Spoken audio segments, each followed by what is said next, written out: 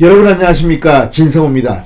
오늘 발표된 전국 지표조사 MBS 여론조사 결과와 KBS, MBC, SBS, TV3사가 조사해서 방금 전 발표한 대통령 후보 여론조사는 윤석열 후보가 1위를 달리고 있습니다. 특히 MBS 여론조사는 압도적으로 1위입니다. 9%포인트나 차이가 납니다. 그런데 지금 민주당은 이런 윤석열 후보의 독주를 의심스럽게 지켜보고 있습니다. 그러면서 박근혜 전 대통령이 이 삼성 서울병원을 퇴원한 뒤 내놓을 메시지에 주목하고 있는 것 같습니다. 한때 박근혜 전 대통령의 대변인격인 유영하 변호사의 민주당 영입설까지 나왔다고 합니다.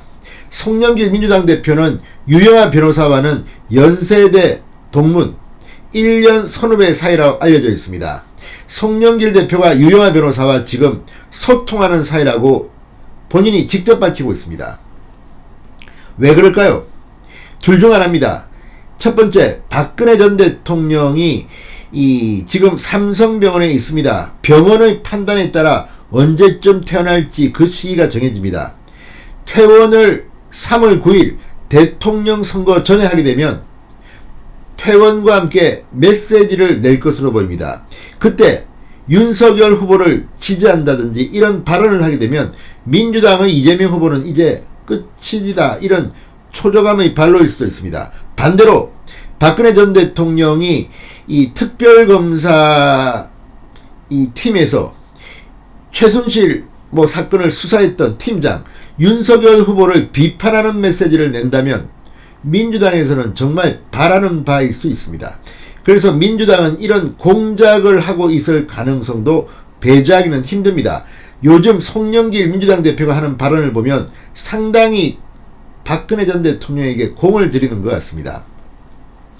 그렇지만 국민들이 어리석지도 않고 박근혜 전 대통령이 그럴 리도 없다고 저는 생각합니다.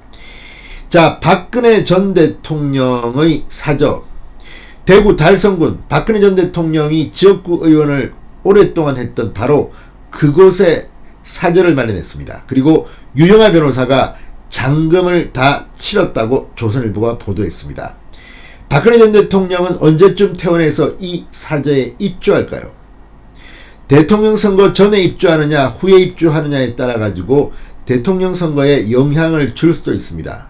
만약 박근혜 전 대통령이 대선 전에 입주하면서 윤석열 후보에게 여러와 같은 지지를 보낸다면 이번 선거는 정말 활용점정을 찍을 수도 있을 겁니다. 진성호의 직설 시작합니다. 방송에 앞서 아직 진성호 방송의 구독자가 아니신 분은 붉은색 구독 버튼 눌러주십시오. 더 좋은 방송으로 보답하겠습니다.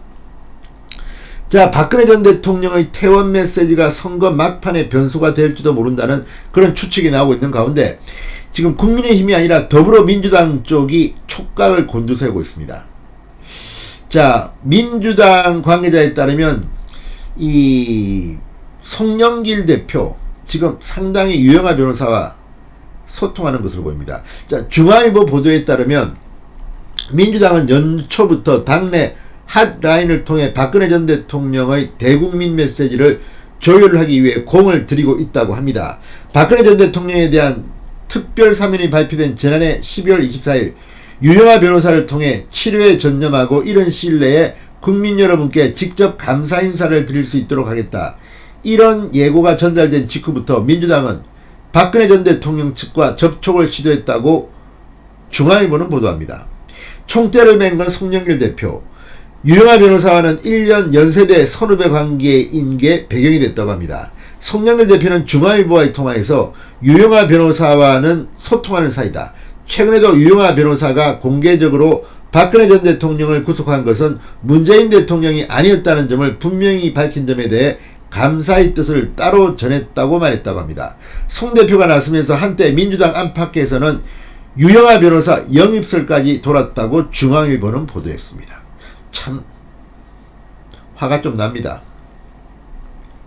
자, 민주당이 박근혜 전 대통령 측에 공을 들이는 것은 TK 표심에 영향을 줄 수도 있다는 판단 때문입니다.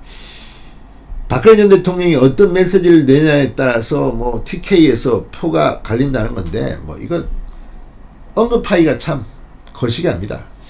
자, 어쨌든 이걸 보면 민주당은 지금 박근혜 전 대통령의 퇴원 시점, 메시지에 상당한 공을 들이는 것으로 보입니다.